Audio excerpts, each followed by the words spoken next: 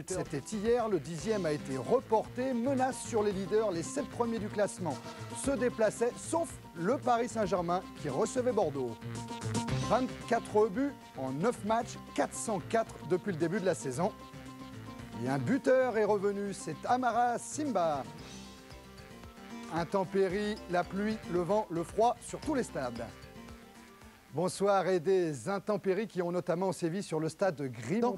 Les joueurs de Pierre Mankowski ont été prendre un point à Lyon et se sont imposés face à Metz. Attention quand même si un point seulement au classement sépare les deux équipes, Le Havre n'a jamais gagné encore depuis le début de la saison à l'extérieur. Le Havre fait partie avec Sochaux, Metz et Toulon de ces équipes incapables de s'imposer en déplacement. Alors Montpellier et Le Havre et un nouveau gardien à Montpellier, Jérôme Palazzi avec Christian de Tranchant.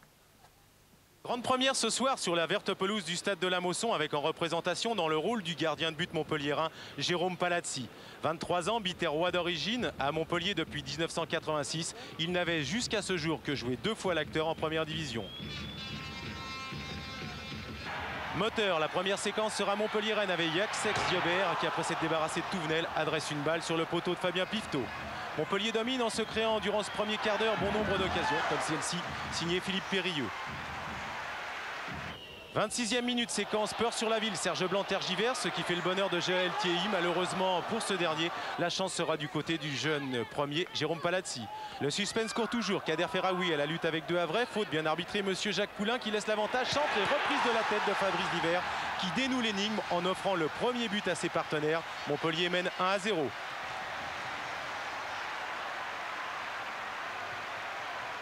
L'on approche de l'entracte, contrôle et frappe instantanée de Thierry Huvenard, monté aux avant-postes. Palazzi en déroute sauve l'essentiel, c'est-à-dire la virginité de sa cage à la mi-temps.